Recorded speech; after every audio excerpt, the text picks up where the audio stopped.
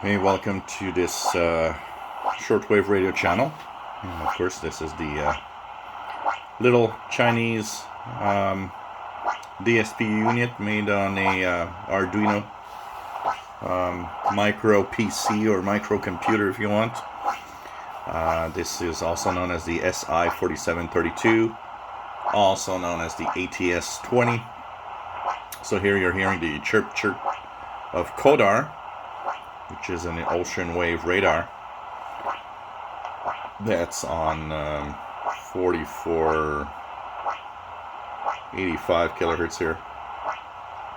So I wanted to add a little more on my personal observations. So like I said, this is a interesting little thing. It's not something I would recommend anybody buy unless you kind of want to have fun with some very weird and unique type of radio. One of the things that I would say is annoying on it, because now there's several things that are annoying. First of all, the tuning, because the tuning is band up and down, and what happens is that if you tune a band, it has a certain length, so you'll continue tuning around. So see here, I continue tuning up. It's not going to let me go until like 6,000 kilohertz. It has an upper and a lower limit in that range. So what is annoying is that you'll get to the range, and you see here it fell down back to 4500. Then it goes to 5500. So it's not that, it's a bad thing, because the bandwidths, and not having no keypad means the bandwidths have been chosen in a certain way to try to make it as easy as possible to tune a signal. What makes it a little annoying is that not being sure if the band that you're tuned to is necessarily in the range of what you're going to want to tune afterwards. So that's more of the annoying thing. But of course, the bands are kind of well chosen still, because it's quite easy to tune around to a certain frequency. Like I said, it's actually quicker to tune this than the Conicon GP5 SSB. So for a lack of keyboard or keypad, it's actually not that bad. I'm not putting this as in a negative way, any kind, but it's just, it's could be a little annoying at times. Here's what I'm checking out. This is Radio New Zealand, barely making it, but making it just a little bit here on this radio. But the other annoying thing I wanted to talk about is the fact that it freezes regularly, meaning that you're listening to something and it doesn't take much handling the radio or just, touching with something metal or just a little, bump, and what you notice is that it stops working. And when that happens, of course, you got to turn it off, and you got to turn it back on again. And of course, with the annoying fact that when it turns back on, it's always on FM, on that frequency.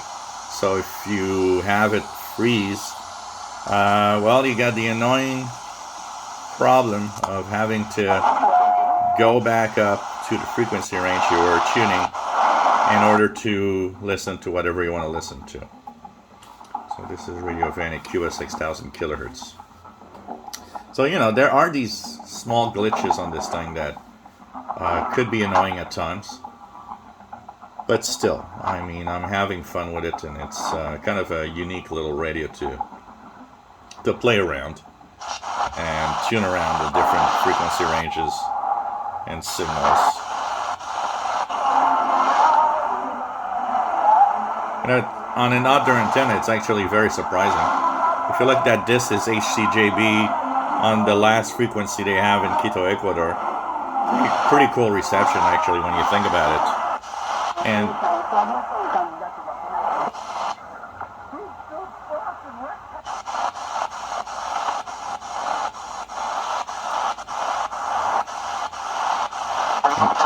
Two-month shutdown.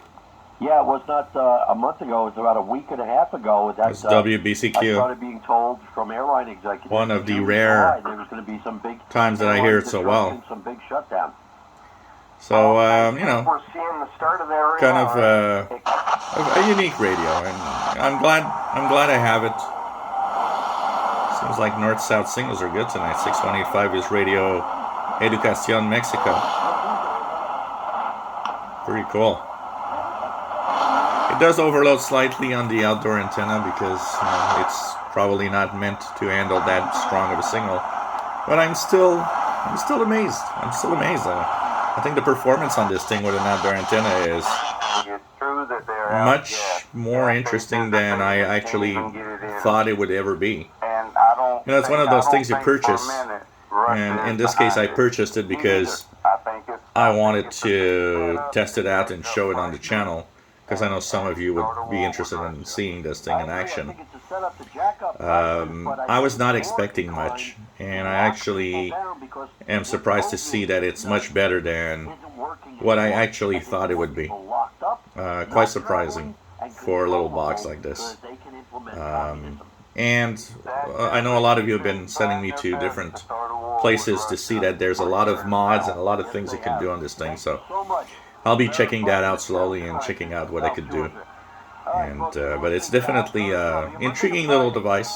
But like I said, you know, I probably would not recommend people buy this unless you like out of the ordinary radios that you can actually tweak and maybe hack into and do different things with it. Still interesting. If you enjoy my videos, please subscribe, give us thumbs up, and thanks for watching our videos. Helps keep this radio show and website